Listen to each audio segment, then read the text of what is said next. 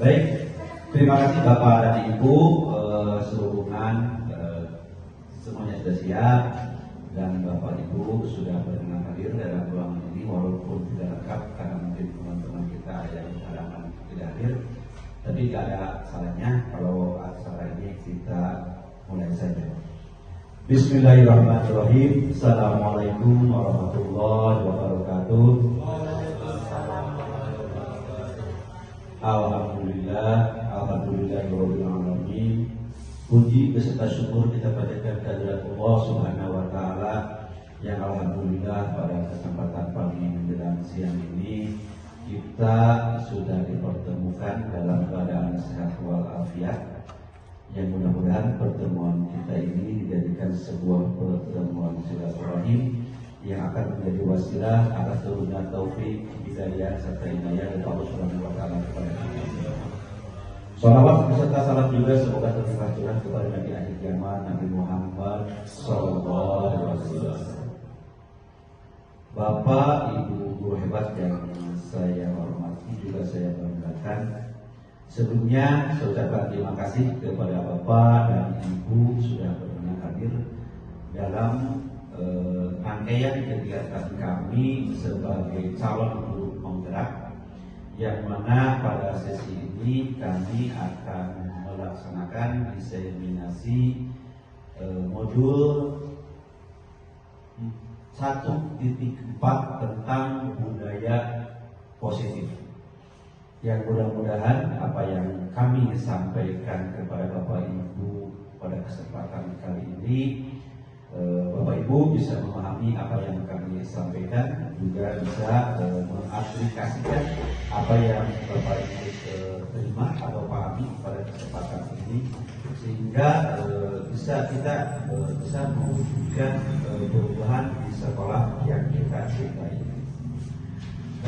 Perlu Bapak Ibu ketahui bahwa sekolah kita alhamdulillah saat ini memiliki 2 orang CGP calon guru penggerak, yang dalam hal ini kami sedang melaksanakan pendidikan guru penggerak yang saat ini bisa sampaikan tadi sudah menginjak pada modul 1.4 tentang budaya positif.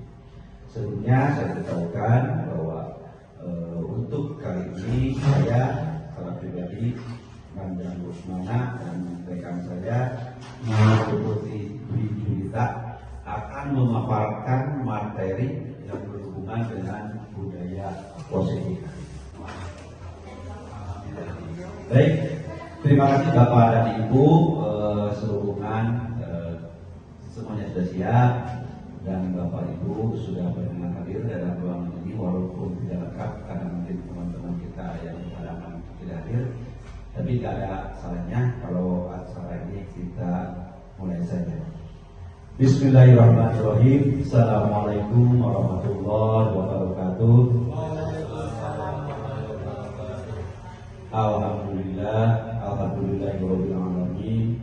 Puji beserta syukur kita panjatkan kehadirat Allah Subhanahu wa taala yang alhamdulillah pada kesempatan pagi menjelang siang ini kita sudah dipertemukan dalam keadaan sehat walafiat. Yang mudah-mudahan pertemuan kita ini dijadikan sebuah pertemuan silaturahim yang akan menjadi wasilah atas turunnya taufik, hidayah serta inayah dari Allah Subhanahu wa taala kepada kita. Shalawat beserta salam juga semoga tercurah kepada Nabi akhir zaman Nabi Muhammad sallallahu alaihi wasallam. Bapak, Ibu guru hebat yang saya hormati juga saya banggakan. Sebelumnya saya ucapkan terima kasih kepada Bapak dan Ibu sudah berkenan hadir dalam rangkaian kegiatan kami sebagai calon guru penggerak, yang mana pada sesi ini kami akan melaksanakan diseminasi modul 1.4 tentang budaya positif, yang mudah-mudahan apa yang kami sampaikan kepada Bapak Ibu pada kesempatan kali ini, Bapak Ibu bisa memahami apa yang kami sampaikan, juga bisa mengaplikasikan apa yang Bapak Ibu terima atau pahami pada kesempatan ini, sehingga kita bisa mewujudkan perubahan di sekolah yang kita cintai ini. Perlu Bapak Ibu ketahui bahwa sekolah kita alhamdulillah saat ini memiliki 2 orang CGP calon guru penggerak, yang dalam hal ini kami sedang melaksanakan pendidikan guru penggerak yang saat ini saya sampaikan tadi sudah menginjak pada modul 1.4 tentang budaya positif. Sebelumnya saya beritahukan bahwa untuk kali ini saya secara pribadi Bang Rusmana dan rekan saya Putri Juwita akan memaparkan materi yang berhubungan dengan budaya positif. Ya baik, sebelumnya kami memaparkan materi, alangkah baiknya ini perlu kami untuk memperkenalkan diri sebagai CGP yang dalam hal ini saya Nazdan Rusmana CGP Angkatan 9 dengan pengajar praktik Bapak Andi Subian, kemudian Bapak fasilitatornya Bapak Dede Subianto, kemudian rekan saya Ibu Putri Dwi Juwita, beliau didampingi oleh seorang pengajar praktik yang bernama Ibu Emma dan fasilitatornya Pak Yogi Ariana. Itu sebagai perkenalan untuk kegiatan diseminasi kita pada siang ini. Baiklah, untuk menghemat waktu kita melangkah kepada materi pokok yang akan kami sampaikan. Di sini ada banyak materi yang kami sampaikan kepada Bapak Ibu. Nanti kami akan kolaborasi dengan Ibu Putri supaya tidak ada materi yang bertumpuk. Kami sudah membuat skenario pembagian materi yang akan disampaikan. Idealnya materi ini disampaikan oleh satu orang, tapi berhubung di sekolah kita ada 2 CGP, jadi kalau kami menyampaikan secara utuh, saya menyampaikan secara utuh, kemudian Putri menyampaikan secara utuh, dikhawatirkan nanti ada muncul rasa jenuh untuk Bapak Ibu, sehingga untuk ini kami berkolaborasi untuk berbagi peran menyampaikan materi-materi yang akan disajikan. Oke, untuk yang pertama atau sebagai langkah awal dari kegiatan diseminasi ini, yaitu pendahuluan. Di dalam pendahuluan ada latar belakang kenapa kami menyelenggarakan diseminasi ini. Ini sebagai salah satu tugas kami sebagai seorang CGP untuk setiap akhir di sebuah modul atau materi pembelajaran akan diakhiri dengan pembuatan aksi nyata sebagai bentuk penerapan terhadap pemahaman yang kami pelajari selama proses pembelajaran materi tersebut. Yang dalam ini yang disampaikan yaitu aksi nyata modul 1.4 yang seperti saya sampaikan tadi, itu tentang budaya positif. Kemudian tujuan kami menyelenggarakan ini yaitu sekedar menyebarkan pemahaman dan pengalaman budaya positif pada komunitas praktisi. Bapak Ibu adalah Bapak Ibu sebagai praktisi pendidikan. Guru sudah notabene sebagai praktisi pendidik karena pendidikan, dan kita sebagai pendidik sudah termasuk di dalamnya sebagai seorang praktisi. Dan kami menyelenggarakan diseminasi ini dalam komunitas terkecil dari sebuah praktisi, yaitu dalam satuan pendidikan. Yang mudah-mudahan kedepannya kami bisa berbagi pengalaman ini terhadap komunitas yang lebih besar, minimal dalam satu gugus atau satu KKG. Selanjutnya, materi yang ingin kami sampaikan pada kesempatan ini ada 7 materi utama. Yang pertama tentang perubahan paradigma, yang kedua disiplin positif dan nilai-nilai kebajikan universal, kemudian teori motivasi, hukuman, penghargaan dan restitusi, kemudian keyakinan kelas, kebutuhan dasar manusia, posisi kontrol, dan segitiga restitusi. Nah, kami sudah bersepakat berkolaborasi dengan Bu Putri. Poin 1 sampai dengan poin 4 saya akan menyajikan. Kemudian nanti dari poin 5, 6, dan 7 insya Allah akan disambung oleh Ibu Putri. Oke, kita melangkah kepada yang pertama sebagai pemahaman. Kita lihat di sini filosofi pendidikan menurut Ki Hajar, definisi pendidikan menurut Ki Hajar Dewantara. Pendidikan adalah tempat persemaian benih-benih kebudayaan. Sekolah ibarat lahan, kita ibarat petani, memastikan tempat tumbuhnya tanaman adalah tanah yang cocok.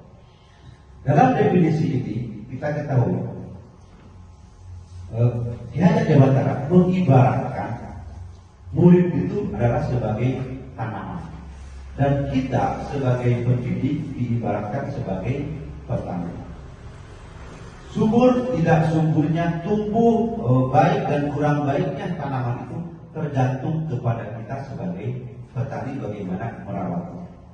Termasuk memilih lahan yang cocok dan iklim yang cocok untuk tanaman tersebut, kemudian memberikan pupuk dan nutrisi untuk tumbuhan itu sendiri secara lengkap yang dilakukan oleh kita, cocok atau tidak cocok, sesuai atau tidak sesuainya.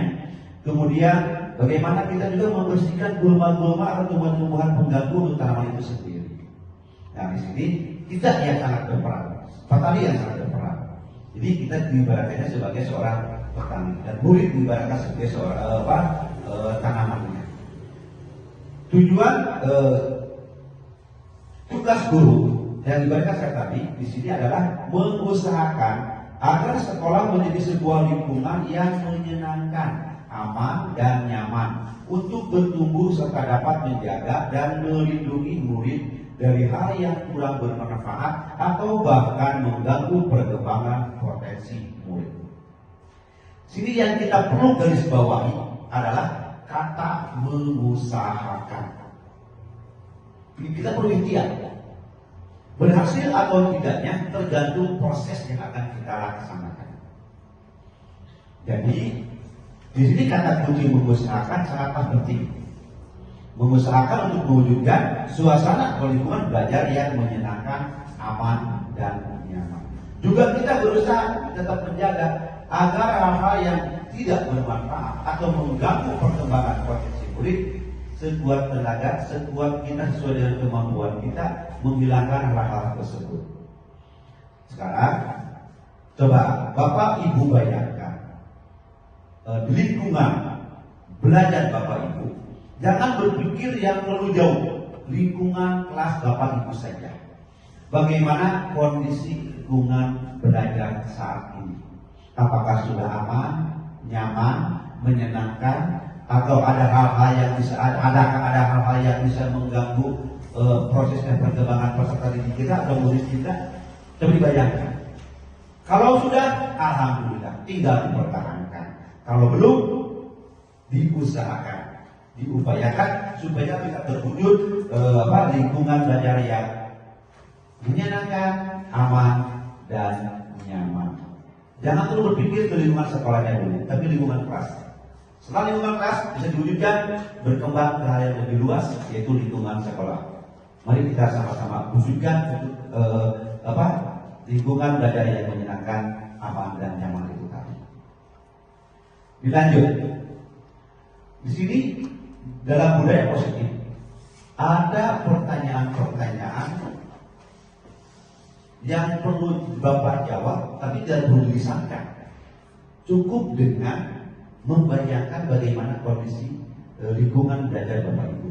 Yang pertama, menurut Anda, pentingkah menumbuhkan budaya positif? Pikir, penting? Pasti itu penting. Ya. Sesuatu yang diawali dengan positif, insya Allah akan menghasilkan hal yang positif juga. Jadi budaya positif ini harus dibudayakan, harus dibiasakan. Kemudian pertanyaan yang kedua, bagaimana menumbuhkan budaya positif? Pasti setiap Bapak Ibu sebagai pendidik akan mempunyai strategi, mempunyai skenario, mempunyai cara bagaimana cara menumbuhkan budaya positif. Budaya positif tidak dibikin secara sepihak, tapi harus ada kolaborasi antara kepala sekolah, guru, murid, semuanya harus berkolaborasi untuk mewujudkan budaya positif. Juga harus membuat komitmen tentang pelaksanaan budaya positif itu sendiri. Kemudian yang ketiga, pertanyaan yang ketiga, sudah efektifkah cara yang digunakan untuk mewujudkan budaya positif? Jika belum, coba dirancang. Sekarang untuk membuat skenario bagaimana menumbuhkan budaya positif. Kalau sudah, dievaluasi efektif belum strategi yang Bapak Ibu laksanakan beberapa waktu ke belakang. Kalau belum efektif, coba mencari alternatif lain supaya budaya positif bisa tumbuh dan berkembang di lingkungan tempat kita mendidik. Selanjutnya, dengan semangat, ayo lakukan. Karena sesuai dengan moto guru penggerak, tergerak, bergerak, menggerakkan. Awal dirinya. Lanjut. Nah, di sini masih ada miskonsepsi ya tentang makna kontrol. Miskonsepsi di sini maksudnya ada konsep yang kurang pas, ya yang salah seperti itu. Di sini ada ilusi atau bayangan atau pemikiran ilusi guru mengontrol murid. Ya, ada yang untuk kegiatan ini.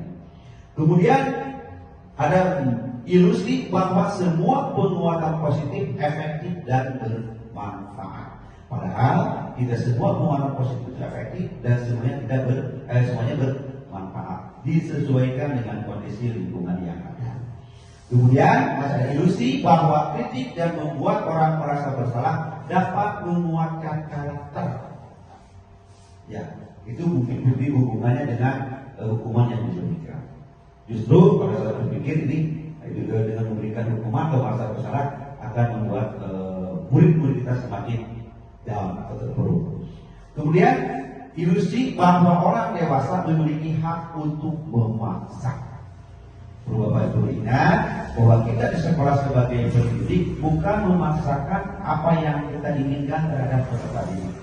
Tugas kita sebagaimana yang terbuat dalam filosofi Ki Hajar Dewantara mengibaratkan murid itu bukan kertas kosong, tapi murid itu sudah memiliki garis-garis yang tipis. Tugas kita sebagai pendidik menggali potensi yang ada dalam diri peserta didik itu sendiri. Kemudian kita menebalkan yang menjadi potensi mereka. Tidak perlu semuanya ditebalkan, karena tidak semua garis itu bisa ditebalkan. Artinya tidak semua anak memiliki potensi yang sama pasti, karena murid-murid kita adalah murid yang unik dan beragam. Sudah barang tentu memiliki potensi dan kemampuan yang sangat berbeda. Ya. Kemudian yang perlu saya sampaikan di sini tentang perubahan paradigma. Sebelum kita melihat perubahan paradigma, perlu dipahami dulu apa itu paradigma. Ada yang masih paham atau ingat pernah dengar apa itu paradigma?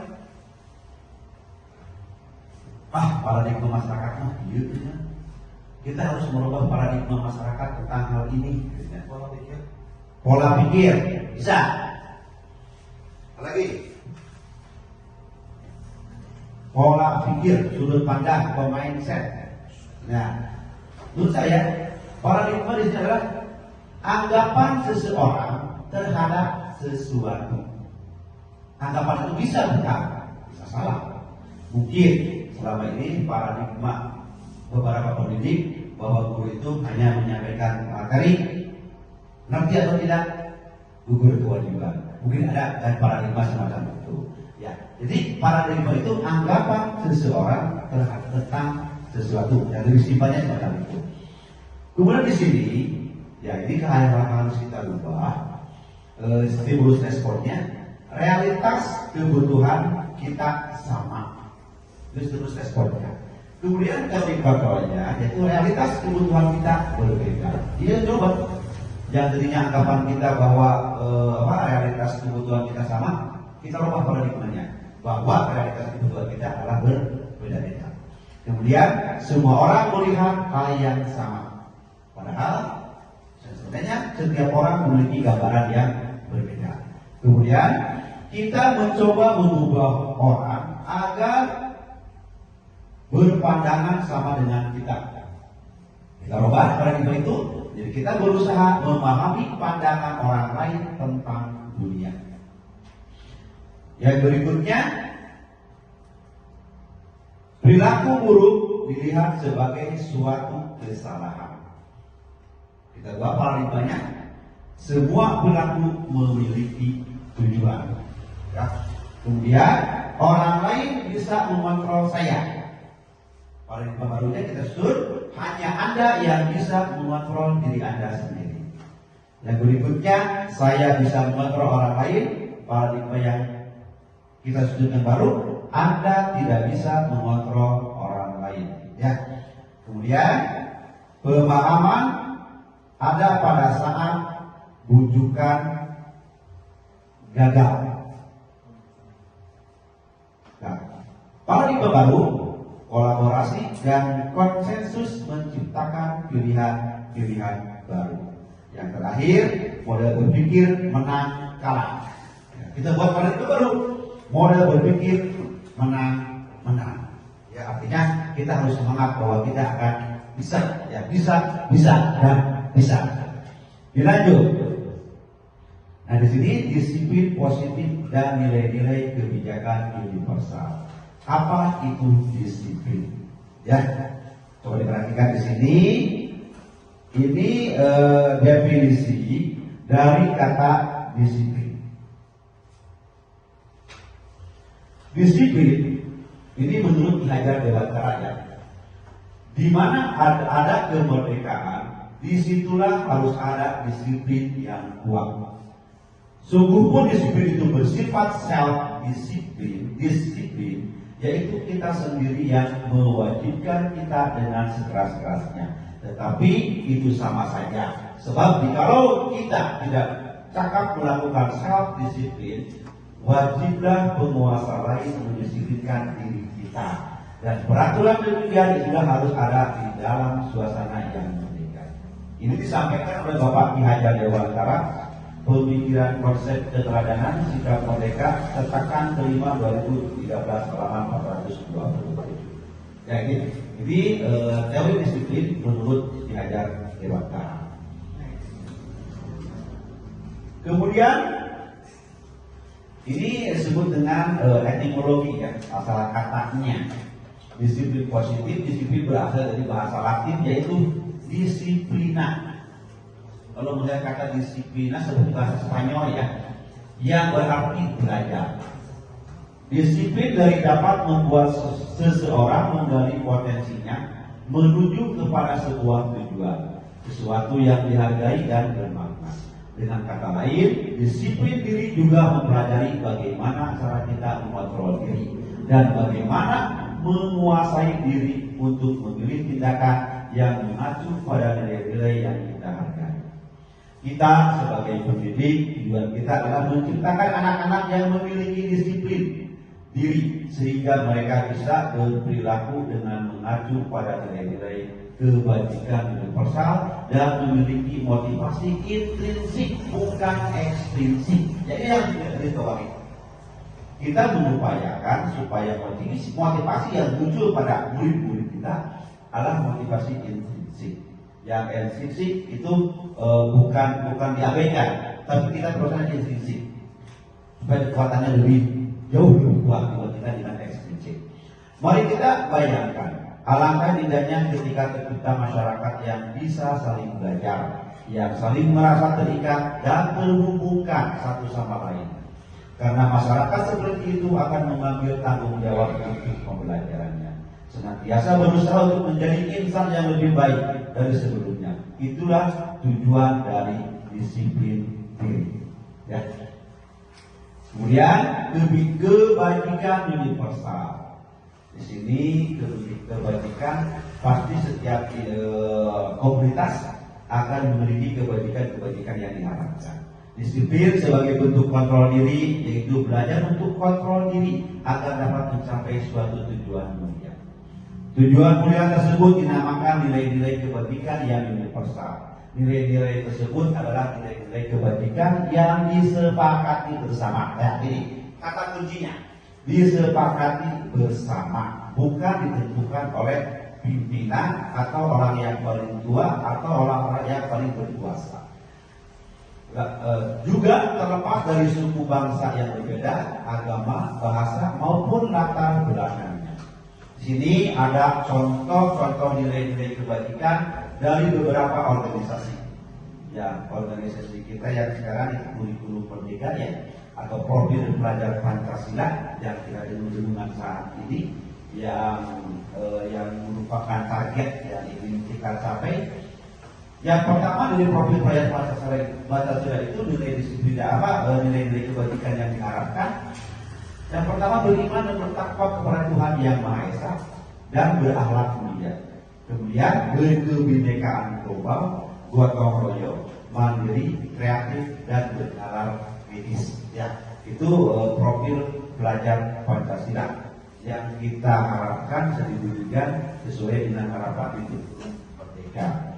Kemudian IBO Primary Youth Program atau PYP ini juga memiliki kebajikan, nilai kebajikan yang diharapkan. Di sini yang diharapkannya ada rasa hormat, integritas, mandiri, menghargai, antusias, empati, keingintahuan, kreativitas, kerjasama, percaya diri dan komitmen. Masih banyak organisasi-organisasi yang lain yang sudah menentukan kebajikannya sesuai dengan yang dirumuskan di organisasi tersebut. Nah, teori motivasi, hukum dan penghargaan. Teori motivasi hukuman dan penghargaan dan restitusi. Jadi satu hal yang berbeda antara hukuman, penghargaan, dan restitusi. Bagaimana Anda berperilaku? Ini motivasi untuk menghindari ketidaknyamanan atau hukuman. Ya, ini langkahnya sudah tentu. Kalau saya tidak melakukannya, bagaimana? Menghindari masalah atau motivasi eksternal. Di dalam hal ini motivasi yang mendorong tidak eksternal, ya. Jadi dorongannya dari luar. Jadi dia tidak melakukan itu hanya untuk menghindari hukuman. Kemudian motivasi untuk mendapatkan imbalan atau penghargaan dari orang lain. Nah, di sini tujuannya? Apa yang akan saya dapatkan apabila melakukannya? Motivasi eksternal juga. Tentunya murid kita belajar dengan rajin karena ingin mendapatkan ranking pertama, atau belajar dengan sungguh-sungguh karena akan mendapatkan hadiah. Itu bukan motivasi ekstrinsik dari dalam, tapi motivasinya ekstrinsik dari luar. Anak hanya akan semangat ketika akan diberi ranking, ketika akan diberi hadiah. Ketika tidak ada hadiah, ketika tidak ada ranking, maka dorongan belajarnya akan berkurang. Makanya ya. Yang ketiga, motivasi menghargai nilai-nilai yang ada pada diri. Jadi akan menjadi apa apabila saya melakukannya. Ingin menjadi orang yang memiliki nilai-nilai yang mereka yakini. Motivasi eksternal, disiplin positif. Nah, ini yang perlu kita lakukan, yaitu motivasi menghargai nilai-nilai yang ada pada diri. Jadi cenderung terhadap motivasi intrinsik atau motivasi dari dalam. Kemudian teori hukuman dan penghargaan. Apa perbedaan hukuman, konsekuensi, dan restitusi? Nah, hukuman, anak atau murid tidak tahu apa yang akan terjadi dan tidak dilibatkan. Ya, di sini adalah guru yang berperan.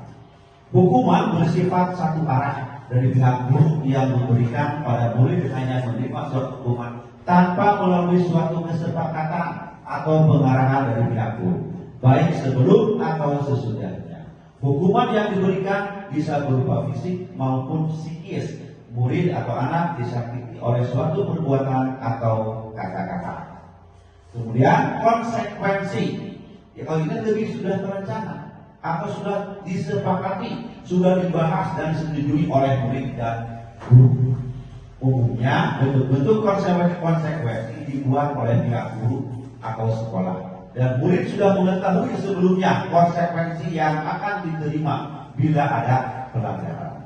Pada konsekuensi, murid tetap dibuat tidak nyaman untuk jangka waktu pendek. Konsekuensi biasanya diberikan berdasarkan suatu data yang umumnya dapat diukur. Ya. Kemudian dari poin berikutnya, restitusi. Ya, mungkin Bapak Ibu hal-hal yang baru ya, kata restitusi. Kalau saya pernah dengar kata ketika di pengadilan ya ada restitusi, walaupun belum paham ya waktu itu. Sekarang kita akan coba memahami apa itu restitusi. Di sini restitusi adalah proses menciptakan kondisi bagi murid untuk memperbaiki kesalahan mereka. Nah, untuk memperbaiki kesalahan mereka. Jadi yang kata bukan hukum, tapi memperbaiki kesalahannya. Sehingga mereka bisa kembali pada kelompok mereka dengan karakter yang lebih kuat. Ya, ini yang perlu kita yakini. Dari kesalahan yang mereka lakukan, bukan mereka akan semakin terpuruk, tapi mereka akan bisa kembali ke dalam habitatnya, ke dalam kelompoknya, dengan memiliki karakter yang kuat dari apa yang sudah mereka lakukan. Ya, maka kita melakukan pendekatan secara restitusi. Ya, maksudnya pembentukan karakter. Ayo tentukan hukuman atau konsekuensi. Nah, di sini ada beberapa kasus. Nah, ini kan ada hukuman, apa tadi Pak? Konsekuensi, yang ketiga restitusi. Coba kita bahas bareng-bareng nih. Di sini ada 13 kasus. Ya, kita rundingkan. Yang pertama, mencatat 100 kali di dalam buku kalimat, saya tidak akan terlambat lagi karena dia terlambat ke sekolah. Coba ini diklasifikasi termasuk ke dalam hukuman, konsekuensi atau restitusi? Coba. Mencatat 100 kali dalam buku kalimat, saya tidak akan terlambat lagi. Bayar. Hukuman. Oke, bagus. Tulisan juga sama, itu hukuman. Ya. Yang akan membuat anak tidak nyaman ya. Yang kedua, lari mengelilingi lapangan basket 2 kali karena terlambat hadir di sekolah. Konsep hukuman ya, lari mengelilingi lapangan basket 2 kali karena terlambat hadir di sekolah. Udah ketangkap, berapa? Hukuman, oke. Kita lihat lagi nanti. Bagus man, punya pendapat, nggak apa-apa. Tapi ini saya cenderung ke hukuman ya, karena akan membuat anak tidak nyaman. Berarti sekolah aja, itu taruh olahraga. Bengeng. Oke, nomor 4. Murid diminta untuk push up 15 kali karena tidak menggunakan masker di sekolah. Mana dulu? Oh iya maaf. Iya tidak ya. Membersihkan coretan yang dibuatnya di meja tulis. Nah, siapa? Ya, konsekuensi ya dari apa yang dilakukannya. Banyak dari satu-satu. Ini konsekuensi ya. Yang keempat, murid diminta untuk push up 15 kali karena tidak menggunakan masker di sekolah. Hukuman. Oke, bagus. Berikutnya nomor 5. Menggantikan kertas tugas teman yang telah dicoret-coret. Kertas pembaturan dicoret-coret tuh temannya yang lain. Itu diganti. Konsekuensi apa ada di sini? Konsekuensi ya, betul. Nah, berjemur lapangan basket pukul 12 siang karena mengobrol dengan teman. Pasti hukuman ya. 7. Murid diminta bertelanjang kaki sepanjang hari karena tidak menggunakan sepatu warna hitam sesuai dengan peraturan sekolah. Hukuman, bagus. Kemudian 8, berdiri depan kelas sambil mengangkat kaki satu karena tidak bisa menjawab pertanyaan. Hukuman juga. Nomor 9, membersihkan tumpahan air di meja tulis karena tersenggol pada saat belajar. Konsekuensi. Nah ini kan hanya hukuman dan konsekuensi ya, belum ada restitusi. Kemudian nomor 10, kehilangan 10 menit jam istirahat untuk mengerjakan tugas karena terlambat datang dan tertinggal pelajaran selama 10 menit. Oke, good. Konsekuensi. Oke. 11, duduk di bangku di pinggir lapangan pada jam istirahat tidak diizinkan bermain oleh guru piket karena mencederai teman saat bermain di lapangan. C. Duduk di bangku di pinggir lapangan pada jam istirahat. Sebenarnya beri budak teh. Tidak diizinkan bermain oleh guru piket karena mencederai teman saat bermain di lapangan. Hukuman apa? Konsekuensi. Hukuman ya.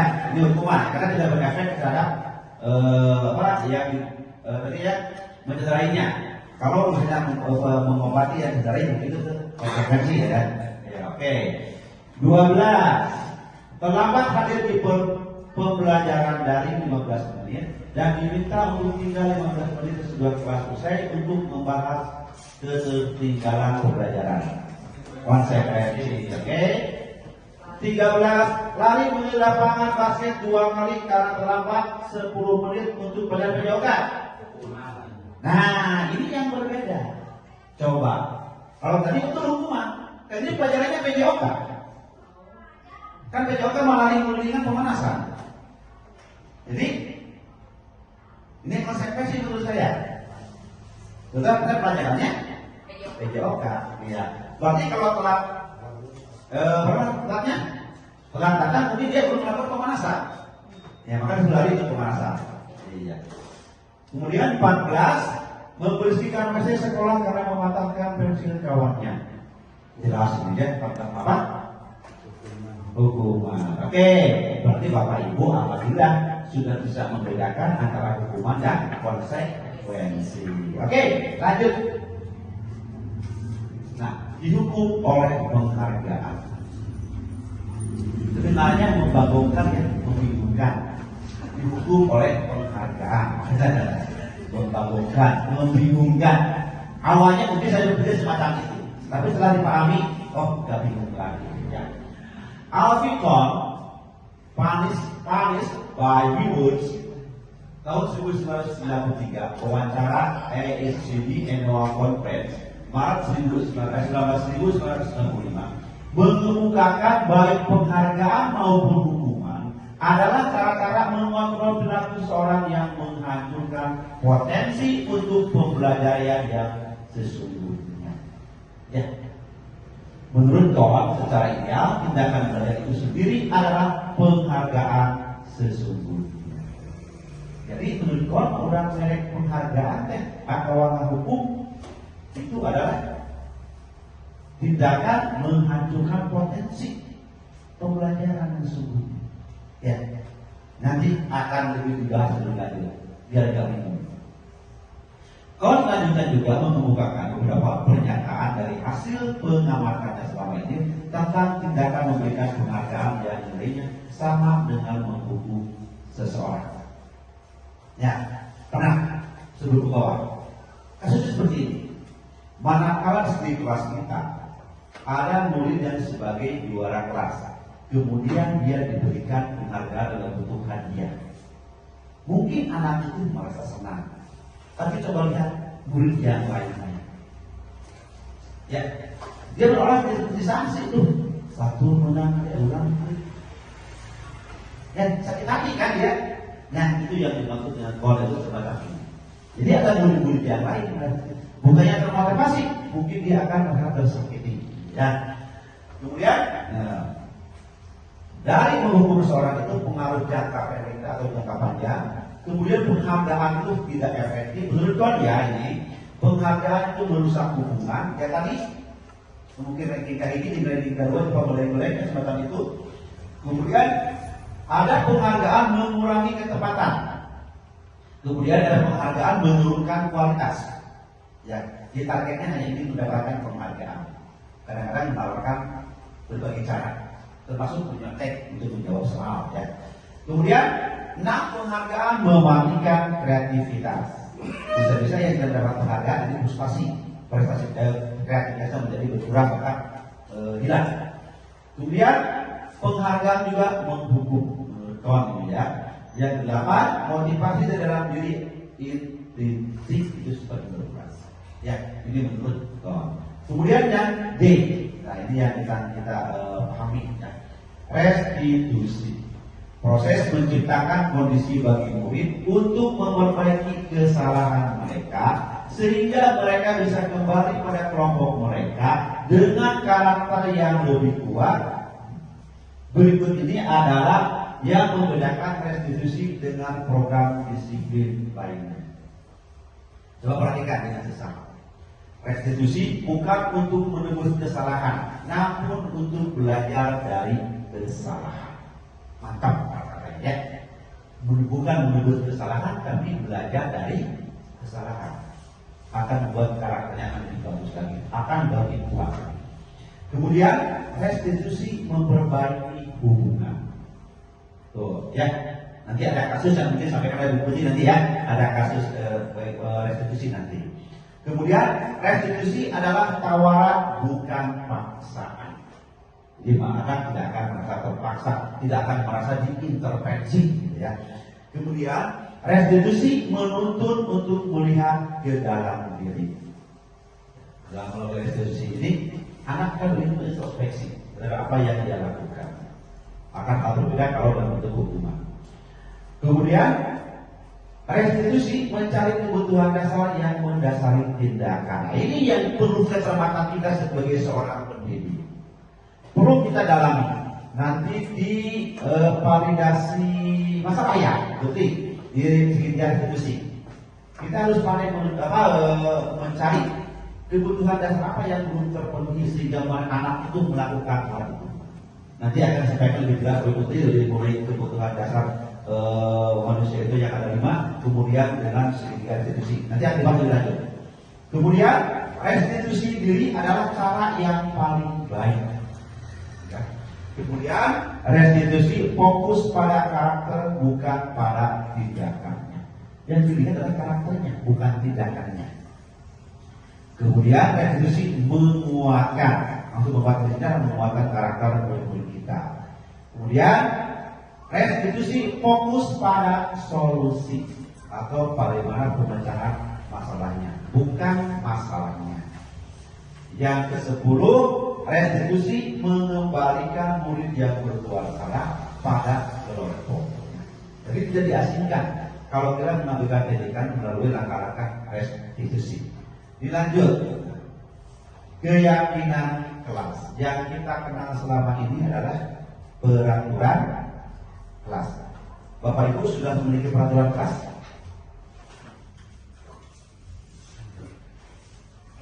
Ya Bapak. Sudahkah Bapak Ibu memiliki peraturan kelas? Saya yakin Bapak Ibu sudah memiliki peraturan kelas. Ya. Nah sekarang yang kita berubah, paradigma kita berubah dengan merujuk kepada restitusi tadi. Nah, sekarang kita bukan membuat dusun lagi atau membuat lagi di dalam peraturan kelas, tapi kita akan cenderung membuat keyakinan kelas. Karena satu hal yang berbeda antara peraturan kelas dengan keyakinan kelas. Kalau peraturan kelas ini cenderung terhadap reward dan punishment atau kepada hukuman dan penghargaan. Tapi kalau keyakinan kelas lebih cenderung terhadap kesadaran peserta didik tentang apa hal yang harus dilakukan dan dihindari dengan nilai-nilai negatif. Yang selalu dimunculkan dalam restitusi adalah nilai-nilai positif. Ya.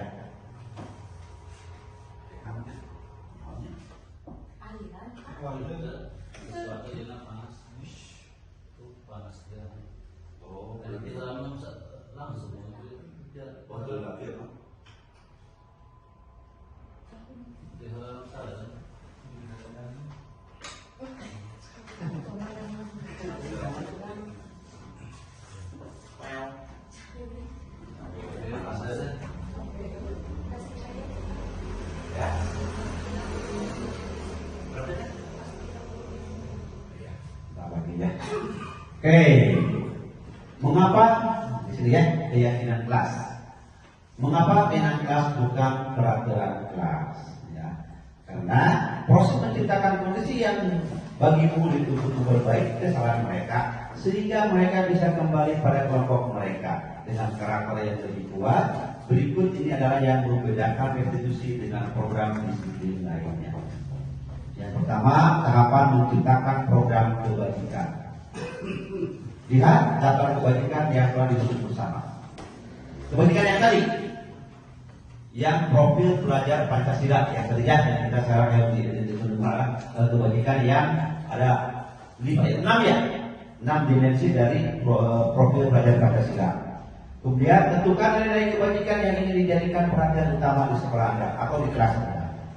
Kemudian sempurnakan beberapa daftar nilai-nilai kebajikan yang utama. Bahas kembali dalam kelompok kita. Kemudian buatlah poster atau muat di sosial media keyakinan sekolah atau kelas yang Anda buat yang disepakati bersama dengan murid-murid kita. Itu ya untuk keyakinan kelas. Lanjut. Ini pembentukan keyakinan kelas. Keyakinan kelas bersifat lebih abstrak, tidak nampak ya, daripada peraturan yang lebih rinci dan konkret. Keyakinan kelas berupa pernyataan-pernyataan universal yang tadi saya bahas. Kemudian pernyataan keyakinan kelas senantiasa dibuat dalam bentuk positif. Artinya kata-katanya tidak ada yang negatif, tidak ada yang ada kata melarang atau tidak boleh. Ya. Kemudian keyakinan kelas hendaknya tidak terlalu banyak sehingga mudah diingat dan dipahami oleh semua warga kelas. Pokok-pokoknya saja ya di keyakinan kelas. Keyakinan kelas sebaiknya sesuatu yang dapat diterapkan di lingkungan tersebut. Kemudian semua warga kelas hendaknya ikut berkontribusi dalam pembuatan keyakinan kelas lewat kegiatan curah pendapat atau bertukar pendapat. Yang berikutnya bersedia meninjau kembali keyakinan kelas dari waktu ke waktu. Mungkin sekarang efektif, beberapa bulan ke depan tidak efektif lagi, maka perlu diulang. Nah, sini ada prosedur pembentukan keyakinan kelas ya. Di sini langkah-langkahnya yang pertama mempersilahkan warga sekolah atau murid-murid di sekolah kelas untuk bercurah pendapat tentang peraturan yang perlu disepakati di sekolah atau kelas. Mencatat semua masukan-masukan para murid warga sekolah di papan tulis atau di kertas besar atau ukuran poster, di mana semua anggota kelas warga sekolah bisa melihat hasil curah pendapat. Di sini masih pembentukan peraturan kelas ya, belum dalam keyakinan kelas. Kemudian susunan keyakinan kelas sesuai prosedur pembentukan keyakinan sekolah atau kelas. Gantilah kalimat-kalimat dalam bentuk negatif menjadi positif. Tinjau kembali daftar curah pendapat yang sudah dicatat. Kemudian tinjau ulang keyakinan sekolah atau kelas secara bersama-sama. Setelah keyakinan sekolah kelas selesai dibuat, maka semuanya warga kelas dipersilakan meninjau ulang dan menyetujuinya dengan menandatangani keyakinan sekolah atau kelas tersebut, termasuk guru dan semua warga. Keyakinan sekolah atau kelas selanjutnya bisa diletakkan di dinding kelas di tempat yang mudah dilihat semua warga kelas. Insyaallah ke depan kita akan simulasi ya untuk penyusunan keyakinan kelas biar betul dipaham. Ya. Di sini ada contoh ya, contoh-contohnya keyakinan kelas. Ini sangat jauh berbeda dengan peraturan kelas. Semua kata-kata yang muncul di sini adalah kata-kata positif, tidak ada yang negatif. Misalnya di keyakinan kelas 1, setiap anggota kelas perlu belajar, setiap anggota kelas perlu senang, Setiap anggota kelas perlu melakukan tugas. Setiap anggota kelas perlu saling menghargai. Setiap anggota kelas perlu merasa aman. Itu untuk kelas 1. Mungkin akan berbeda dengan untuk kelas 7. Ya, karena mungkin tingkat kecerdasannya, pola pikirnya sudah jauh berbeda. Kami meyakini bahwa ayatnya keyakinan kelas 7 diberikan beberapa kategori ya. Ada hormat, bekerja, diterima, dan dimiliki. Kalau yang hormat, kami meyakini bahwa sangat penting untuk menghormati semua orang dan barang milik orang lain. Bagus nih. Kemudian bekerja, kami meyakini bahwa sangat penting untuk mengerjakan segala pekerjaan atau mengikuti kegiatan yang telah ditugaskan. Kemudian diterima dan dimiliki, kami meyakini bahwa sangat penting untuk merasa diterima pada suatu kelompok dan saling peduli satu dengan yang lainnya. Ini untuk kelas 7 atau SMP. Jadi tadi kelas bawah, SMP dan untuk kelas atas, kelas 5, keyakinan kelas 5. Selalu bersikap positif, senantiasa menjadi diri terbaik, percaya dan menghormati orang lain serta barang miliknya, dan berkomitmen terhadap setiap tugas, senantiasa membantu. Ya, kayaknya Mas, cuma beberapa poin saja. Hal yang berbeda ketika kita membuat peraturan kelas yang berbeda panjang ya, atau paham atau tidak. Ya. Kemudian yang berikutnya, nah ini kebutuhan dasar manusia. Sesuai dengan komitmen, kami akan berkolaborasi dengan Bu Putri, mulai dari kebutuhan kelas dan apa tadi tiga restitusi akan disampaikan oleh Ibu Putri. Dan ini dengan segala hormat saya persilakan kepada Ibu Putri untuk menjelaskan segala hal yang berhubungan dengan kebutuhan dasar manusia. Dipersilakan.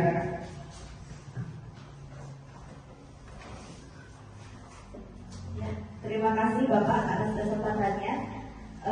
Bapak Ibu rekan guru SD Negeri 2 Cicahengan, terima kasih atas waktunya, atas segala dukungannya, telah bersedia untuk hadir dalam penyampaian diseminasi modul 1.4 budaya positif, dan ini merupakan suatu penghargaan dan kebanggaan bagi saya karena dapat berkolaborasi dengan senior saya, Bapak Nandang Romana, sebagai rekan calon guru penggerak angkatan 9 dan juga sebagai Bapak Kepala Sekolah. Ya, terima kasih Bapak. Oke, selanjutnya Bapak Ibu ke materi selanjutnya. Oh ya, sebelumnya kita ice breaking dulu ya, Bapak Ibu, supaya tidak ngantuk. Boleh. Ya, Bapak Ibu, kalau anak-anak kan biasanya main batu, kertas, gunting gitu ya. Nah, batu, kertas, gunting. Bapak Ibu berpasangan. Karena peserta yang terbatas ya Pak ya. Pas. Jadi pas Bu Enok sama Bu Tiara, Pak Rusna sama Pak Dadang, Pak Aziz sama Pak Dadang. Balik ke depan Bu, Pak. Lu gede. Aduh, gue Mas. Oh. Ya, Bu, ke depan Bu. Berhadapan. Ya, berhadapan, berpasangan. Nah, kalau ini berarti bukan batu kertas gunting, tetapi memakai jari ya Pak. Bu, jari ini kan ada 5 jari. Misal Bu Tiara 1, Bu Nok 2, jadi 1 kali 2. Siapa yang paling cepat yang menjawab itu pemenangnya. Oke. Ya. Oke. Ya, mengerti ya Bu Pak? Iya. Nol. Ya dong. Jadi perkalian ya? Ya. Ya siap. Batu kertas gunting. 2. Langsung jawab. Langsung jawab. Oke. Jelas. 1, 2, 3. 3.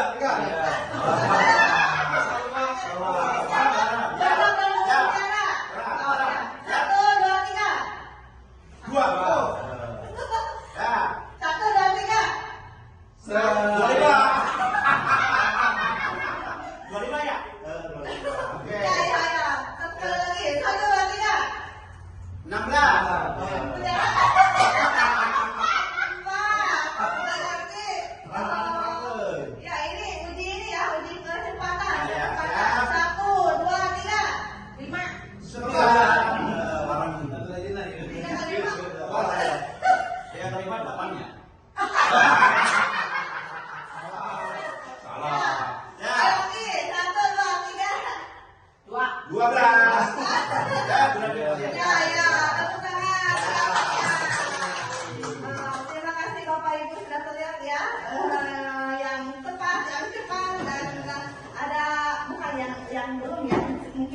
udah ngantuk ya Pak ya. Iya.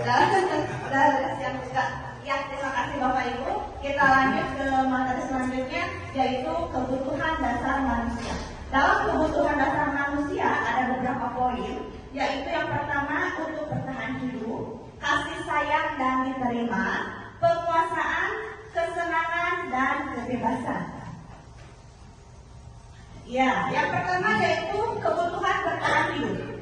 Merupakan kebutuhan yang bersifat fisiologis untuk bertahan hidup. Misalnya kesehatan, rumah, dan makanan. Komponen psikologis dari kebutuhan ini adalah kebutuhan akan perasaan aman.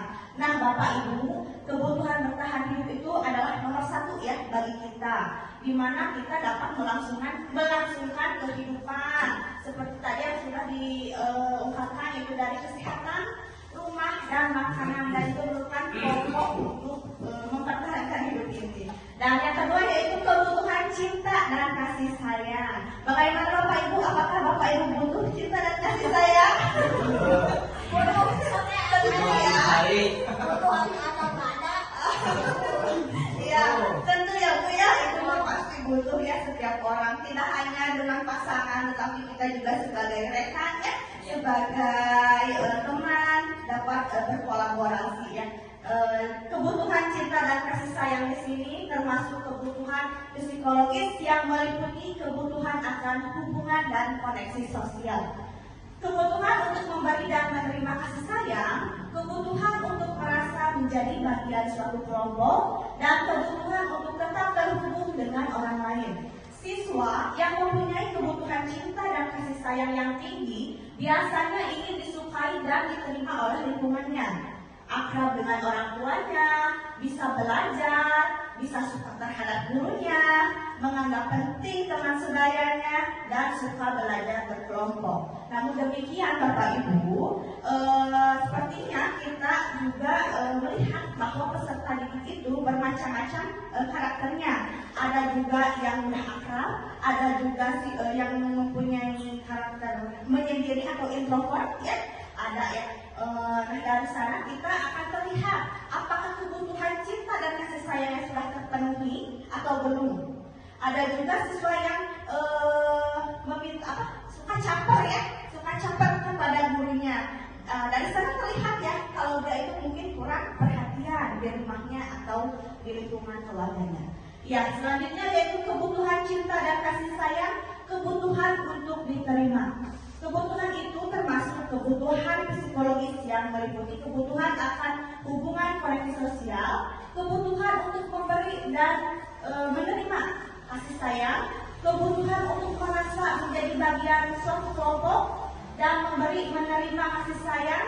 Lalu siswa tersebut dapat merasakan cinta dan kasih sayang yang tinggi, biasanya disukai dan diterima oleh lingkungannya. Dan juga biasanya cepat akrab, cepat masuk ke dalam lingkungannya, yang mudah diterima oleh lingkungannya. Ya, next Pak. Yang keempat yaitu kebutuhan kebebasan, kebutuhan akan pilihan. Kebutuhan atau kebutuhan kebebasan ini merupakan kebutuhan akan kemandirian, mempunyai pilihan dan mampu mengendalikan arah hidup seseorang. Siswa yang mempunyai kebutuhan kebebasan yang tinggi menginginkan pilihan, perlu banyak bergerak, suka coba-coba, tidak terlalu terpengaruh oleh orang lain, dan suka hal yang baru dan menarik. Nah, Bapak Ibu, seperti contohnya ya, ketika saya mengajar di kelas 1, ada peserta didik yang memiliki kebutuhan kebebasan ini ya. Jadi dia itu sukanya mencoba gitu. Sukanya mencoba, dia itu tidak terikat oleh perintah guru ya.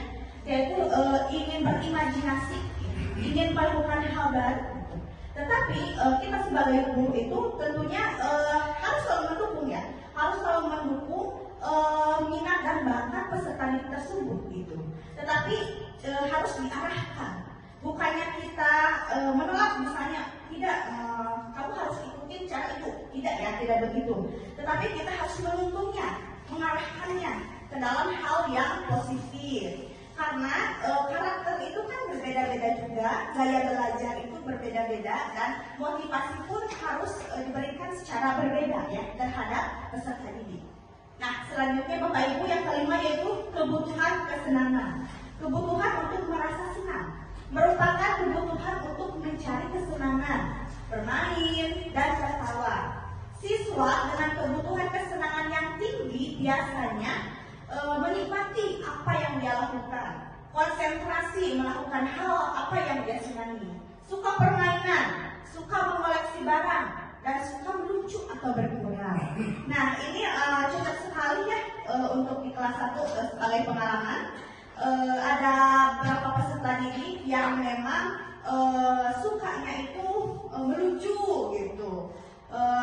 Sebenarnya dia itu bukan hanya bermain saja gitu, tetapi dia pun telinganya, perhatiannya tetap menangkap ketika guru akan memberikan pembelajaran.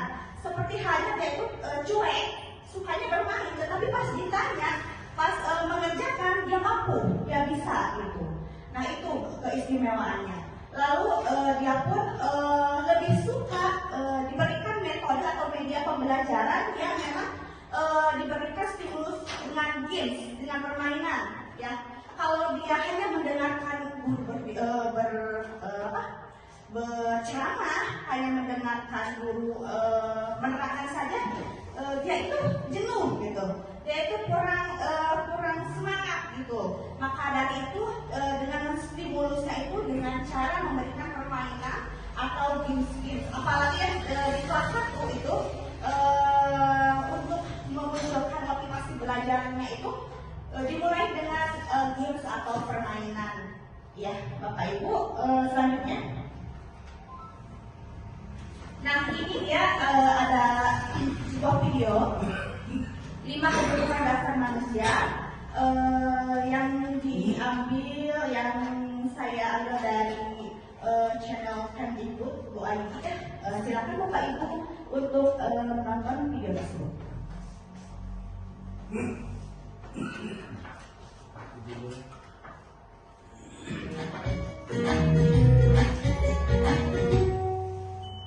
Salam dan bahagia Ibu dan Bapak guru hebat. Untuk membangun budaya sekolah yang positif dengan lingkungan yang aman dan mendukung murid untuk menjadi pribadi yang berdaya, seimbang, dan bahagia, salah satu upaya yang dapat dilakukan oleh guru adalah memahami kebutuhan dasar yang mendasari perilaku murid. Pada video kali ini, kita akan membahas tentang 5 kebutuhan dasar manusia.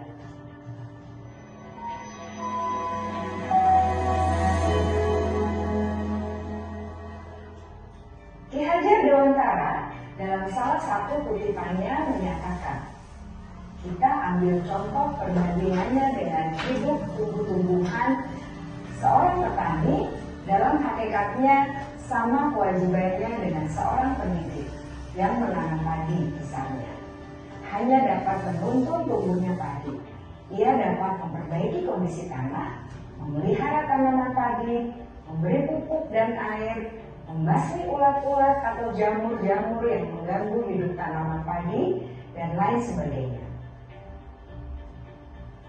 Ketika guru memahami kebutuhan apa yang mendasari perilaku murid, dan guru berusaha menuntun dan mendukung murid dalam memenuhi kebutuhannya secara positif, pada hakikatnya guru tersebut ibarat seorang petani yang sedang berusaha memahami kebutuhan masing-masing tanaman, dan ia berusaha memenuhi kebutuhan tanaman tersebut agar dapat tumbuh dengan subur dan maksimal.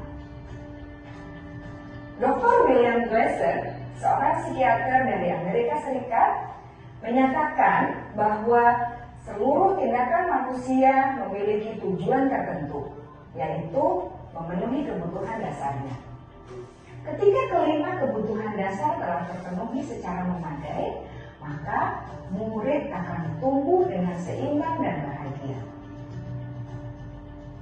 Sebaliknya, ketika kebutuhan dasar tidak terpenuhi dengan baik, maka seseorang akan mengalami emosi negatif seperti seperti bosan, sedih, dan kecewa. Bahkan mereka dapat melakukan perbuatan yang bertentangan dengan nilai-nilai kebajikan atau melanggar peraturan. Dengan kata lain, perilaku buruk seseorang biasanya adalah respons dari kebutuhan yang tidak terpenuhi. Namun, mereka tidak tahu cara untuk menyampaikannya. Ada 5 kebutuhan dasar manusia menurut Dr. William Glasser, yaitu yang pertama, kebutuhan untuk bertahan hidup atau survival. Yang kedua, kebutuhan untuk merasa diterima atau love and belonging. Yang ketiga, kebutuhan akan kebebasan atau freedom. Yang keempat, kebutuhan akan kesenangan atau fun. Dan yang kelima, kebutuhan akan penguasaan atau power.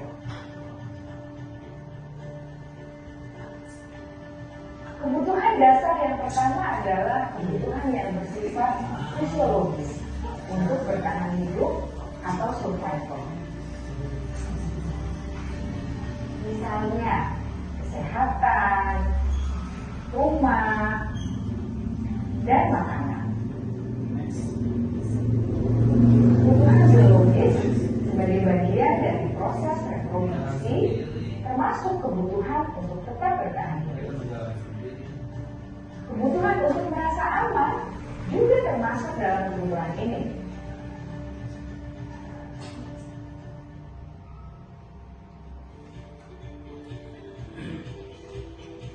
Agar murid dapat belajar dengan baik, kebutuhan mereka akan rasa aman, pangan, sandang, dan papan harus terpenuhi.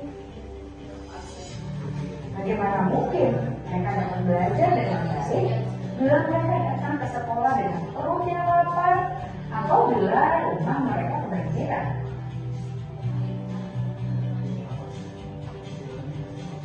Setelah kita mengetahui kebutuhan pertama yang sebagian besar bersifat fisiologis, mari kita lihat kebutuhan kedua sampai kelima yang semuanya berhubungan dengan psikologis.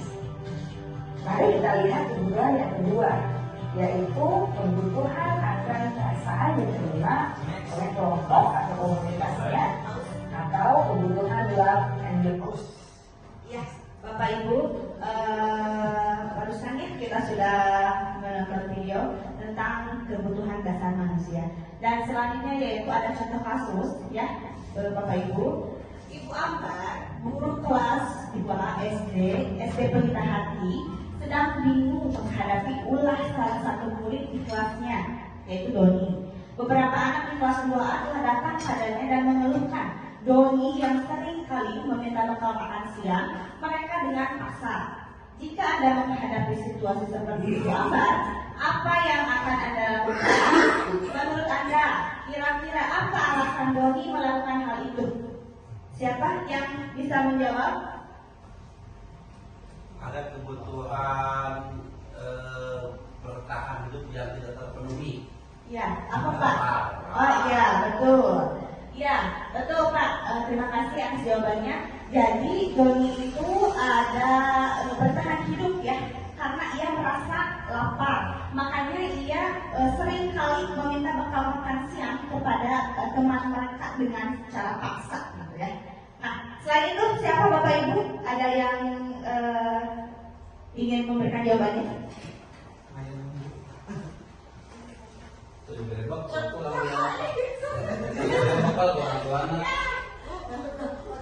Kasih sayang? Apakah Doni kurang kasih sayang atau bagaimana? Kasih sayang Bang. Bisa Pak? Bisa. Cuma tidak dibekal oleh orang tuanya. Oh iya betul. Iya, Doni anak yang kurang kasih sayang dari orang tuanya, ya. Dia tidak diberikan bekal atau tidak disediakan bekal untuk ke sekolah. Makanya dia ya sering kali meminta makanan secara paksa. Selanjutnya dari kebebasan ada tidak? Udah kurang perhatian. Dari kebebasan Pak? Iya, bagus. Kurang perhatian apa ya? Iya, betul. Doni anak yang kurang perhatian, ya, sehingga ia mencari sesuatu yang baru gitu, jadi caper ya, cari perhatian sama guru sama teman-temannya. Ya. Dari kesenangan, apakah dia mendapatkannya? Tidak. Kesenangan? Juga tidak. Bisa. Iya, iya betul. Jadi dia itu dari kesenangannya itu ya suka jahil dengan memaksa itu jahil kepada teman-temannya gitu, selalu suka membuat susah teman-temannya, membuat onar, yang intinya dia memang kurang perhatian dan ingin cari perhatian. Nah, atau itu. mungkin keluarganya sudah tidak ada salah satunya Ya. atau bercerai bisa jadi. Ya, bagus Pak. Ya, betul.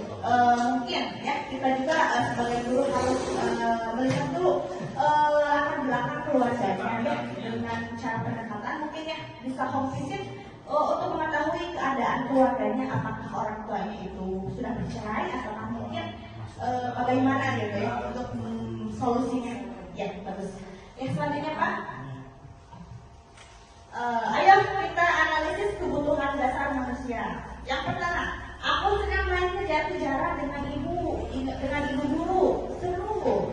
Yang kedua, ibu guru bilang, aku tidak boleh bersenandung sewaktu mengerjakan tugas. Katanya, aku harus tenang, tidak ada suara, kan nggak seru jadinya. Yang ketiga, ibu kejar aku karena ibu guru sayang aku. Nah, kita analisis ya dari kalimat yang pertama. Itu merupakan kebutuhan dasar tidak?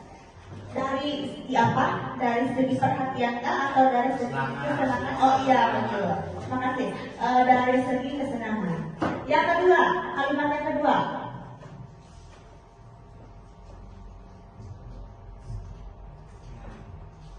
Dari segi apa? Kemerdekaan. Ya, betul. Kebebasan. Ya. Yang ketiga, ibu bicaraku karena ibu pusing aku, katanya gitu. Cari perhatian. Itu love and belonging itu bersaling terima dan kita kasih sayang. Ya, betul. Ada perhatiannya, ada capernya ya, cari perhatian dan anak itu membutuhkan cinta dan kasih sayang dari gurunya. Yang keempat, aku hebat kan, bisa bikin ibu guru kejar aku. Bagaimana itu Bu? Penguasaan. Betul, penguasaan. Yang kelima, aku pasti belajar mewarnai terus di dalam kelas.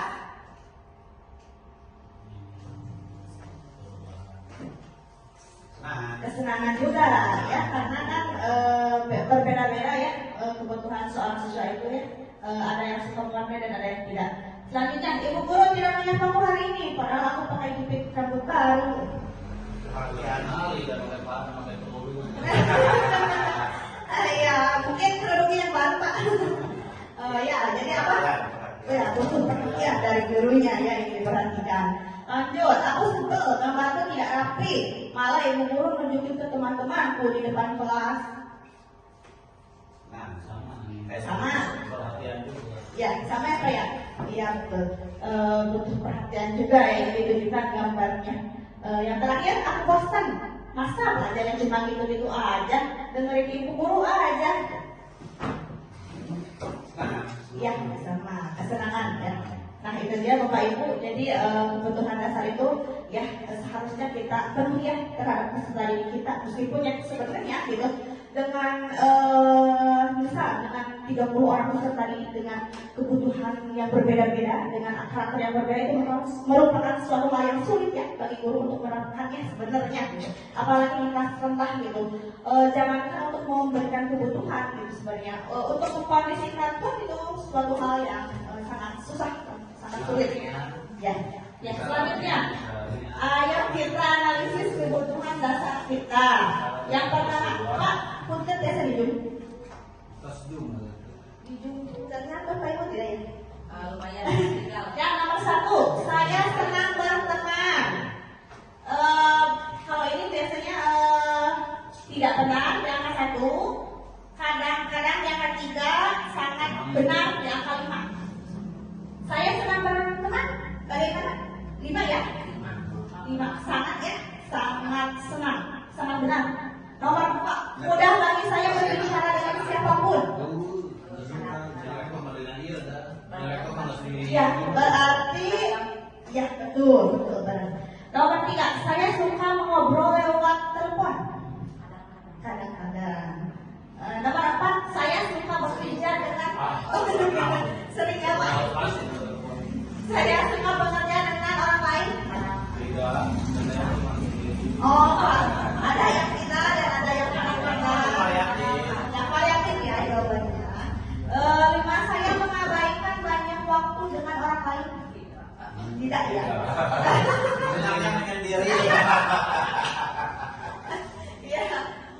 Bapak Ibu. Lanjut, saya nomor 6. Saya ingin orang-orang menyukai saya. Tidak ya? Ya. Selalu. Berarti Selalu. harus suka ya. Harus suka. Nomor 7. Saya ingin membuat orang-orang bangga dengan saya. Bikin prestasi. Iya, tentu ya. Nomor 8. Apa yang terang-terang saya pikir tentang saya itu penting? Tidak ya? Karena itu kan merupakan oh, coba banget. Iya. Oh iya. Saya percaya diri. 9. Saya lebih suka bekerja sama daripada bekerja sendiri. Nah, ini dia. Betul ya? Betul. Selalu karena kita selalu melakukan suatu hal itu bersama-sama ya secara berkolaborasi. Oke. Lanjut, saya tidak suka membuat kesalahan. Iya, ya Pak ya. Saya tidak suka membuat kesalahan. Iya. Iya. Iya. Tidak apa-apa Pak kalau tidak sadar karena manusia memang ini ya. Tidak ada sempurna. Oke, lanjut. Saya suka melihat orang lain sebelum saya mencoba hal baru. Ya kadang-kadang. Kadang-kadang. Saya referensi, ini inspirasi. Ya. Selanjutnya, saya tidak suka perubahan. Tidak. Suka ya? Suka. Iya. Saya ingin ruang kerja atau meja kerja saya rapi. Suka. Saya ingin. Oh iya. Saya ingin terlihat sangat baik dengan apa yang saya lakukan.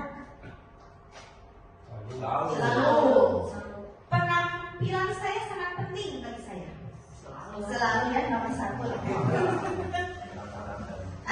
Banyak tidak terjebak Beda. Ya. Saya takut mencoba hal baru. Ya, Kadang-kadang. Kadang-kadang. Kadang takut ambil risiko. Saya suka menjadi benar. Iya, benar. Benar, betul kan? Iya, selalu. Saya suka menyelenggarakan aktivitas. Selalu. Jika tidak suka sesuatu berjalan, tidak sesuai keinginan saya. Jika tidak suka sesuatu berjalan, tidak sesuai keinginan saya. Berarti menanyakan jika sesuatu sesuai. Saya tidak suka. Kadang ya? Kadang. Ya. Saya suka memiliki pilihan. Iya, suka kan? Saya adalah orang yang aktif. Aktif. Duduk di sekolah adalah hal yang sulit untuk saya. Tidak ya? Karena kan sudah kerja. Saya tidak suka membaca dalam jangka waktu lama. Kadang-kadang. Bacaan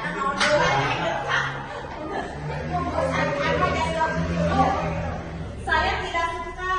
Saya senang mencoba hal baru. Ya. Saya akan bermain sendiri jika saya mau. Untuk mendinginkan ini perasaan. Apa yang saya pakai tidak berpengaruh bagi saya. Tidak. Sangat berpengaruh. Saya tetap akan melakukan suatu hal walau teman-teman saya tidak suka. Kadang-kadang. Ya. Saya tidak suka disuruh-suruh. Kadang-kadang aku menantang posisi Ya. Melihat situasi saya. Kerapihan tidak berpengaruh bagi saya. Tidak. Harus selalu rapi. Paling pada rapi. Saya sering tertawa. Iya, selalu. Kalau ada yang lucu. Teman-teman di sisi Harus sendiri. Saya memiliki koleksi. Koleksi tertawa? Enggak. Koleksi tertawa. Saya senang bertahu lelucon. Sah. Ya. Saya senang membuat orang lain tertawa. Iya. Humoris ya. Orang berpikir saya bodoh. Tidak. Saya suka bermain bermacam-macam permainan. Ya. Ya. Menurut saya ada banyak hal yang lucu. Tuh. Ya. Tuh. Menurut saya sekolah menyenangkan. Pasti. Saya suka bernyanyi atau menari saat musik bermain. tidak salah. Orang pikir saya lucu. Kadang-kadang. Kalau itu ya, Ada macam ya gitu. sekarang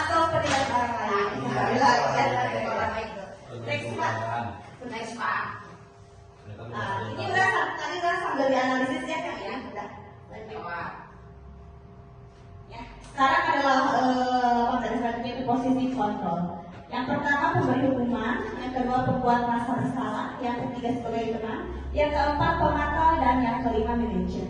Nah, Bapak Ibu, untuk lebih jelasnya di sini ada video, ya. Karena dengan video ini kita akan melihat langsung, ya, kejadiannya di lapangan atau di sekolah itu seperti apa, ya. Ya.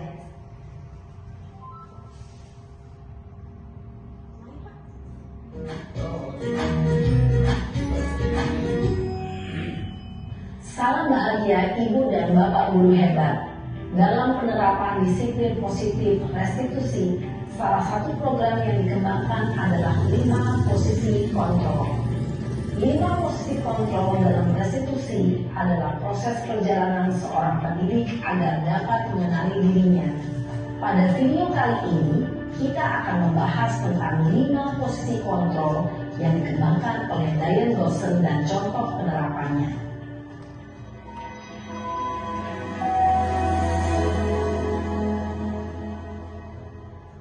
5 posisi kontrol itu adalah 1. Posisi penghukum, 2. Posisi pembuat merasa bersalah, 3. Posisi teman, 4. Posisi pemantau atau monitor, dan 5. Posisi manajer. Untuk lebih memahami kelima posisi tersebut, mari kita saksikan kasus Naren yang terlambat hadir 20 menit di sekolah dan melihat bagaimana kelima posisi kontrol dalam menghadapi masalah tersebut.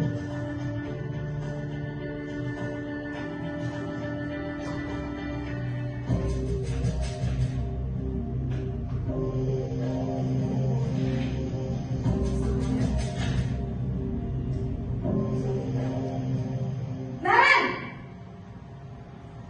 Sini kamu! Selamat pagi, Bu. Selalu terlambat. Kamu deh, pasti terlambat. Maaf, Bu. Saya Apa? Apa coba? Alasan kamu apa lagi? Kapan sih kamu tidak terlambat? Malas sekali ya kamu jadi anak. saya Dasar pemalas.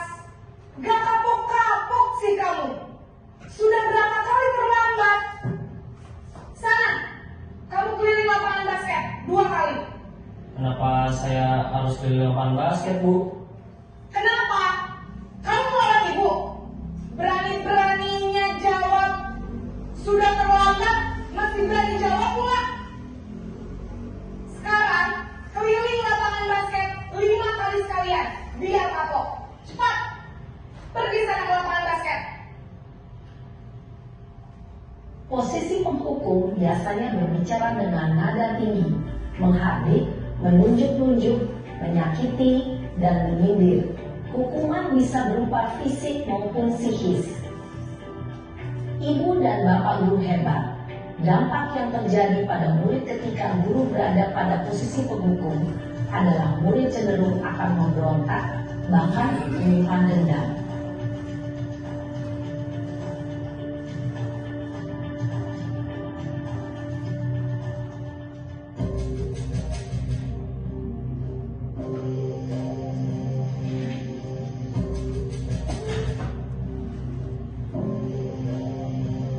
Naren!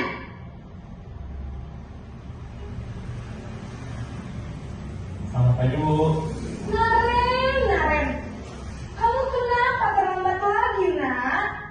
Ya Tuhan, Naren. Kamu senang ya bikin ibu susah ya? Kalau kamu terlambat lagi, nanti ibu yang ditegur bapak kepala sekolah, nak. Disangka ibu tidak bisa membina kamu. Duh, gimana ini? Maaf, Bu. Duh, Gusti Naren. Kamu suka ya kalau ibu ditegur bapak kepala sekolah? Terus, sekarang ibu harus tulis apa ini di buku absen? Ini kamu sudah sering terlambat loh. Ibu harus apa coba? Maaf, Bu. Maaf sekali. Ya sudah, lain kali jangan bikin ibu susah lagi ya nak ya. Ibu tidak akan kuat lagi kalau kamu begini terus. Bisa jantungan kalau ibu ditegur bapak kepala sekolah. Sana cepat ke kelas. Maaf ya, Bu. Maaf sekali. Posisi pembuat rasa bersalah berbicara dengan nada tenang, cenderung lembut, namun kata-kata yang diutarakan membuat murid merasa menjadi orang yang gagal, memandang buruk dirinya sendiri, merasa tidak berharga, dan tidak sanggup membahagiakan orang lain. Ketika guru mengambil posisi pembuat rasa bersalah, murid akan menganggap dirinya yang bersalah dan ia akan menyimpan emosi negatif tersebut di dalam dirinya.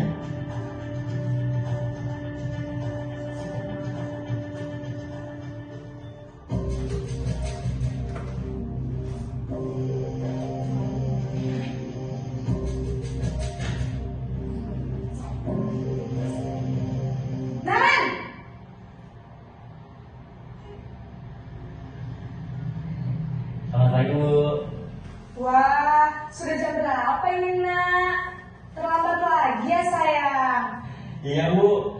Habis ibu saya lupa membangunkan saya, Bu. Kamu malah menyalahkan ibu kamu. Kamu bukannya anak yang larinya paling kencang. Kok terlambat sih? Iya, Bu. Saya memang terlambat bangun tadi. Jadi, biarpun saya lari kencang, tetap gak kekejar, Bu. Ya sudah sana. Nanti lain kali larinya lebih kencang lagi ya. Biar gak terlambat lagi. Bikin seneng ibu. Demi ibu. Bisa kan? Bisa lah, Bu. Ya sudah sana masuk kelas. Ibu beresin urusan absen kamu. Kamu ini ada-ada saja. Dalam posisi teman, guru berbicara dengan nada suara ramah, akrab, cenderung bersenda gurau untuk menjaga suasana tetap santai. Murid akan merasa senang, aman, dan akrab dengan guru. Identitas yang tercipta adalah identitas sukses atau berhasil. Namun, perlu diingat, karena ini masih dorongan eksternal, maka ada faktor ketergantungan dari murid kepada orang tertentu. Di sini, guru aksennya, sehingga di lain waktu, murid bisa berperilaku baik, namun hanya kepada orang-orang tertentu saja.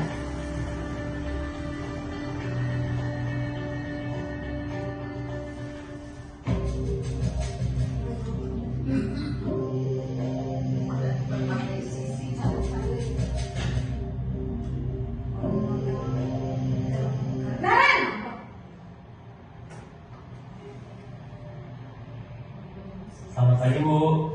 Naren, apa peraturan sekolah kita tentang jam berapa kita harus masuk sekolah, Nak? Kita harus di sekolah jam 7, Bu.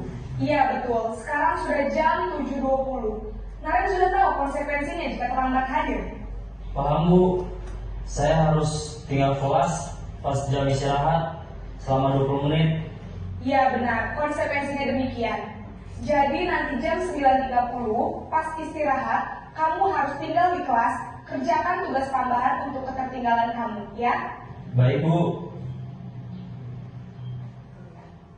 Posisi pemantau mengandalkan penghitungan atau data untuk mengontrol murid. Guru mengarahkan murid berdasarkan peraturan dan konsekuensi. Seorang pemantau menunjukkan bahasa tubuh dan ekspresi wajah yang datar dan cenderung formal.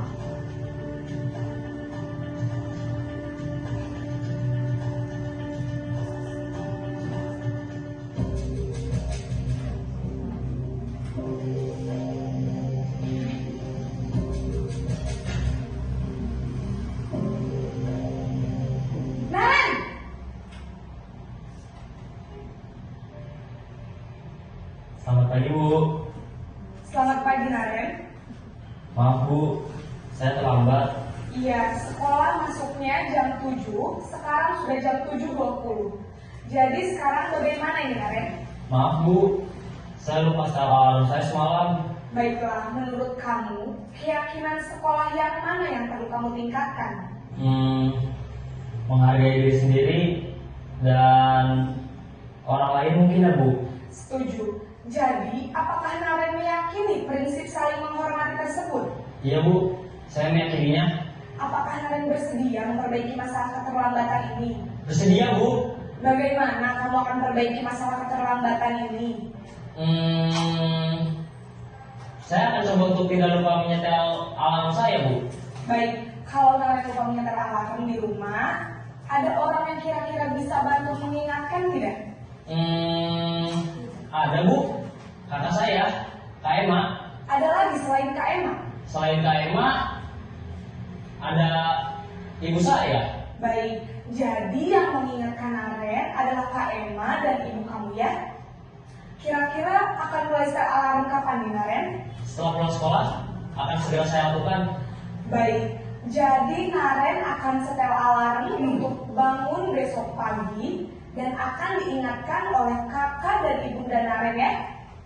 Ada lagi yang mungkin perlu dilakukan Naren agar tidak terlambat bangun lagi? Tidak ada, Bu. Baik Naren, terima kasih untuk kerjasama kamu. Sekarang kamu perlu kembali ke kelas untuk belajar. Baik, Bu. Terima kasih. Posisi manajer adalah posisi kontrol yang disarankan untuk membimbing murid memiliki sikap disiplin yang positif, yaitu murid yang mandiri, bertanggung jawab, dan dapat memecahkan masalah. Tujuan dari posisi ini adalah agar murid dapat berefleksi atas tindakannya. Guru akan dengan tulus memberikan pertanyaan-pertanyaan bermakna, sehingga membuat murid dapat belajar dari kesalahannya dan mencari sebuah solusi untuk menyelesaikannya. Ibu dan Bapak guru hebat, setelah mengamati Ya, baik Bapak Ibu, setelah menonton video tersebut ya tentang 5 posisi kontrol ya.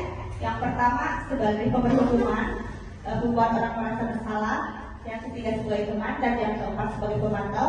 Kelima sebagai manajer. Bapak Ibu di sini sudah ada di posisi yang mana? Posisi pertama. Masih Iya, ya. ada ke penjelasan Ya, karena tidak disadari ya, terkadang kita memberikan hukuman atau sebuah ancaman kepada peserta didik ya. Misalnya, kalau nggak selesai nulis, nggak akan istirahat, nggak akan pulang gitu ya. Karena kita tidak menyadari ya sebenarnya hal itu hukuman atau mengancam, mengintimidasi sebenarnya itu tidak boleh dilakukan ya Bapak Ibu. Nah setelah belajar teori tersebut, maka pemikiran kita kan akan menjadi terbuka ya. Bagaimana cara memperbaiki sebuah hukuman itu dirubah gitu ya, dirubah menjadi sebuah proses yang misalnya ke tahap teman dulu dengan peserta didik atau mungkin langsung menjadi seorang manajer gitu ya. Ya mudah-mudahan ya Pak ya, mudah-mudahan gitu. Karena bagaimanapun ya kita harus memiliki ya harus berubah gitu ya, harus ada perubahan gitu ya. Karena sudah melihat video tersebut. Ya selanjutnya Pak. Segitiga restitusi, menstabilkan identitas, validasi tindakan, menanyakan keyakinan, dan ini juga materi terakhir ya dalam acara ini. Kita melihat sebuah video lagi.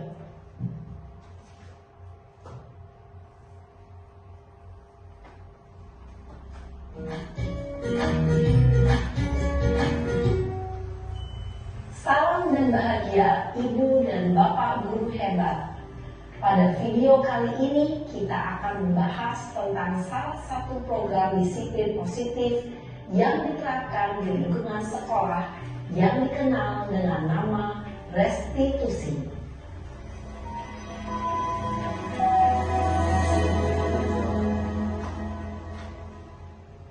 Restitusi dikembangkan oleh pakar pendidikan Diane Gosson, berlandaskan pada teori kontrol Dr. William Glaser. Segitiga restitusi adalah suatu proses dialog yang dijalankan oleh guru atau orang tua agar dapat menghasilkan murid yang mandiri dan bertanggung jawab. Pada saat guru di posisi manajer, aspek yang dikembangkan pada murid adalah motivasi intrinsik, sehingga penanaman nilai-nilai kebajikan dapat tumbuh dan berkembang menjadi suatu kebiasaan positif yang akhirnya membentuk karakter murid. Proses dialog ini terdiri dari 3 langkah yang digambarkan pada ketiga sisi pada segitiga restitusi. Sisi pertama adalah menstabilkan identitas. Sisi yang kedua adalah validasi tindakan yang salah. Dan sisi yang ketiga adalah menanyakan keyakinan. Ibu dan Bapak guru, berikut ini akan ditunjukkan bagaimana seorang guru berada dalam posisi manajer menggunakan penerapan segitiga restitusi.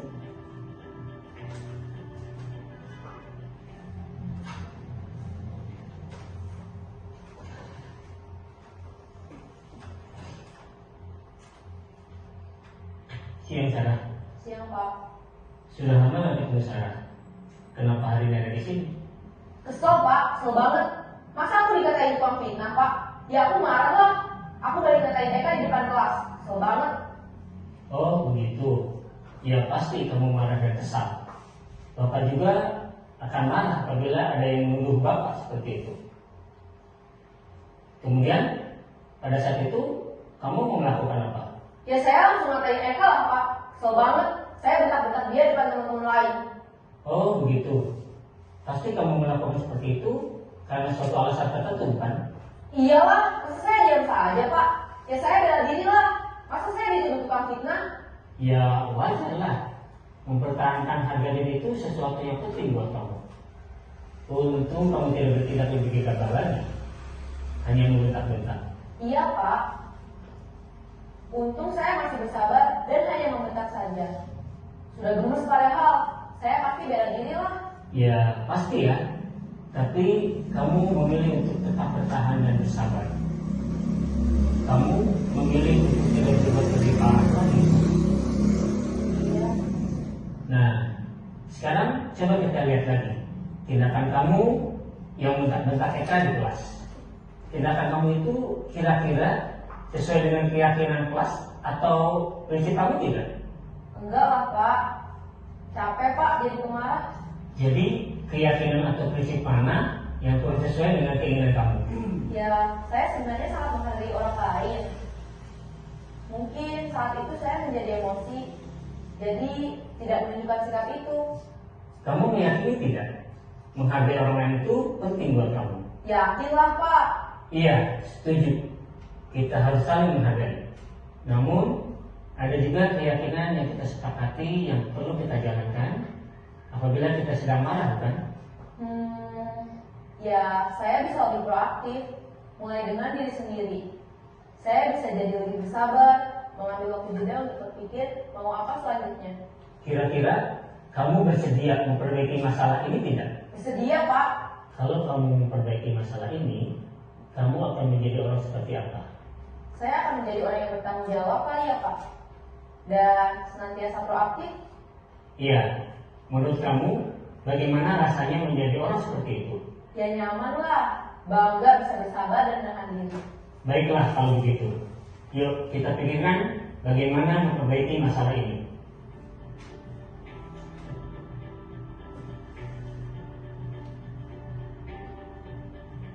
Ibu dan Bapak guru hebat. Baru saja kita menyaksikan contoh bagaimana seorang guru berada dalam posisi manajer menggunakan penerapan segitiga restitusi.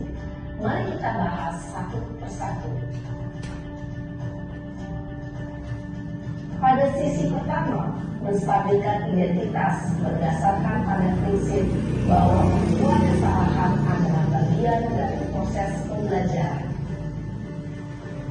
Sisi pertama dari segitiga ini berperan menggeser identitas murid dari identitas gagal ke identitas sukses. Murid yang sedang bertingkah laku yang tidak pantas atau menarik diri saat itu sedang mengalami identitas gagal. Bila kita mengkritiknya, maka posisinya tidak akan berubah. Kita bisa mengajukan pernyataan-pernyataan ini. 1. Membuat kesalahan sesuatu yang wajar. 2. Manusia tidak ada yang sempurna. 3. Kita bisa memperbaiki masalah ini. 4. Saya tidak menanyakan kesalahannya. Saya lebih fokus bagaimana memperbaiki masalah ini. 5. Apakah saat ini kamu tengah menjadi orang yang baik untuk dirimu sendiri? Pada sisi kedua, validasi tindakan yang salah berlandaskan pada prinsip bahwa setiap perilaku berupaya memenuhi suatu kebutuhan tertentu.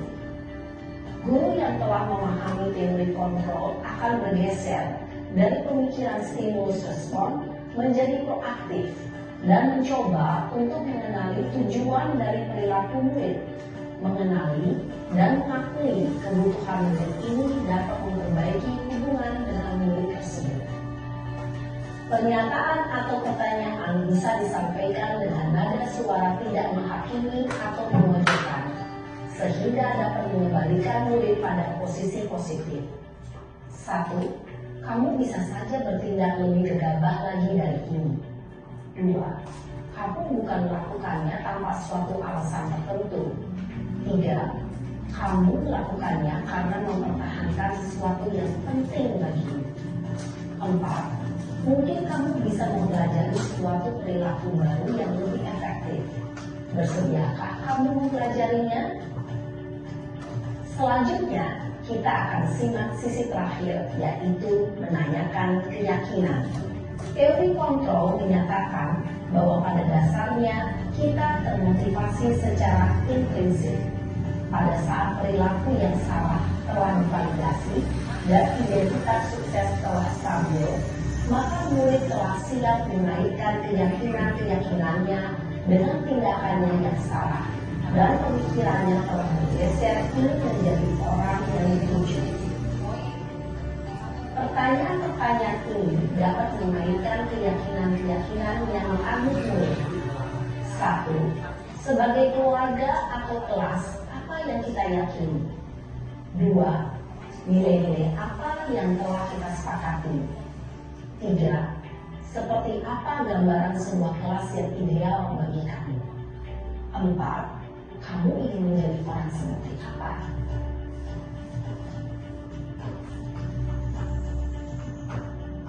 Dalam menerapkan segitiga restitusi, perlu diperhatikan beberapa hal, yaitu 1.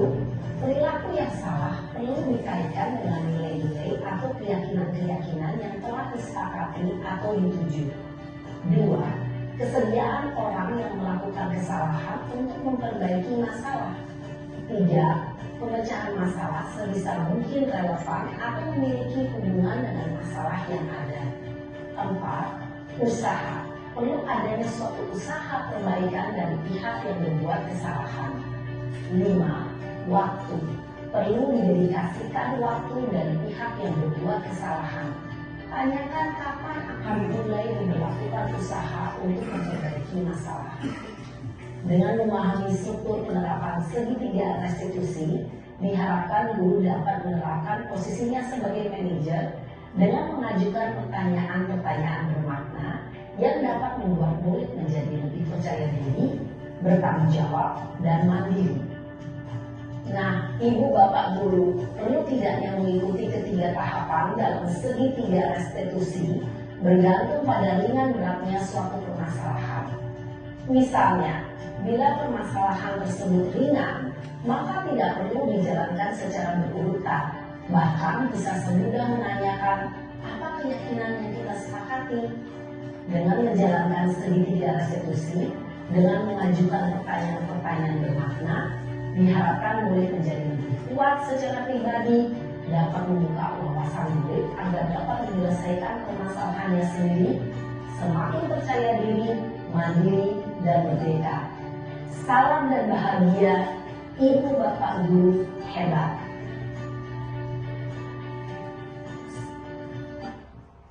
Bapak Ibu, berikut ya yang telah video yang sudah dilihat barusan yang sudah ditonton merupakan contoh kasus ya, contoh kasus segitiga restitusi dalam segi manajer ya, di mana guru itu seharusnya menjadi manajer agar murid itu dapat bertanggung jawab dan menyadari kesalahannya dan akan merubahnya ya, merubah kesalahan tersebut dengan motivasi intrinsik ya, tanpa ada motivasi ekstrinsik lagi dari guru.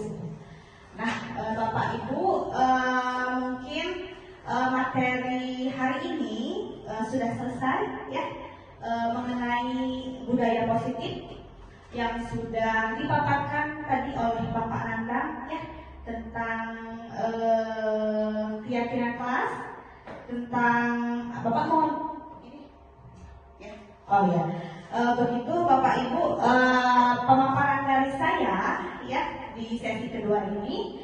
Untuk selanjutnya kita tutup ya acara hari ini dengan Bapak Kepala Sekolah dan juga sebagai peserta calon guru penggerak angkatan 9 ya. Silakan Bapak. Terima kasih kepada Ibu Putri Juwita. Ya, kasih aplaus dulu Pak Ibu Putri. Alhamdulillah beliau sudah menyampaikan materinya begitu lugas, lantang dan dapat kita pahami, yang dikuatkan dengan tayangan-tayangan video yang cukup dapat kita pahami sampai kita juga melihat tayangan-tayangan video tadi, dan kita saling mengevaluasi diri kita sendiri tentang apa yang sudah dilakukan terhadap kasus-kasus yang kita alami dalam kelas. Sekali lagi ucapkan terima kasih, dan rupanya apa yang saya tadi paparkan materi dari awal sampai yang terakhir tadi barusan dari Ibu Putri tentang budaya institusi, sudah barang tentu hal ini tidak akan bermanfaat, tidak akan bermakna apabila yang kami sampaikan pada hari ini tidak ada tindak lanjut untuk penerapannya di sekolah kita. Jadi sebaik-baiknya ilmu itu adalah ilmu yang dimanfaatkan, ilmu yang diaplikasikan. Ya, kalau hanya sekedar paham itu bukan tidak berarti untuk orang lain. Kalau kita terapkan di lapangan di sekolah kita, insya Allah akan bermanfaat untuk murid-murid kita. Karena sebenarnya apapun yang kita lakukan pada kegiatan seperti semacam ini, tujuannya adalah untuk murid-murid kita. Jadi saya mendorong, memberikan semangat kepada semuanya. Ayo mulai berubah, ya, berubah untuk mendidik, mengajar murid-murid kita dengan konsepsi-konsepsi dengan pemahaman Ki Hajar Dewantara. Filosofi Ki Hajar Dewantara itu insya Allah sebagai pokok pendidikan kita hal-hal yang benar. Mudah-mudahan dengan diseminasi kita pada pagi sampai siang ini bisa merubah paradigma kita, bisa merubah cara mendidik kita, juga bisa merubah pola pikir kita bagaimana menyelesaikan kasus-kasus atau masalah-masalah yang terjadi pada anak-anak kita. Terima kasih semuanya. Mohon maaf apabila ada perjanjian dari diri saya sendiri maupun ikuti ada hal-hal yang salah. Mohon maaf dan sebesarnya. Kalaupun ada yang salah, itu adalah dari konsepsi kami masing-masing. Yang sebenarnya itu adalah dari aturan yang kami terima, materi yang kami terima yang dikeluarkan oleh para ahli. Itulah sekali lagi saya ucapkan terima kasih, dan sebagai penutup, marilah kita tutup kegiatan ini dengan Assalamualaikum warahmatullahi wabarakatuh. Saya Tiara Nursita, guru kelas 2. Saya merupakan rekan Bu Putri Dwi Juwita di SD 2 Cicangkang Hilir. Setelah mengikuti kegiatan diseminasi budaya positif yang sudah dipaparkan Ibu Putri dan Bapak Nandang, saya semakin tertarik dan termotivasi untuk mengimplementasikannya di sekolah.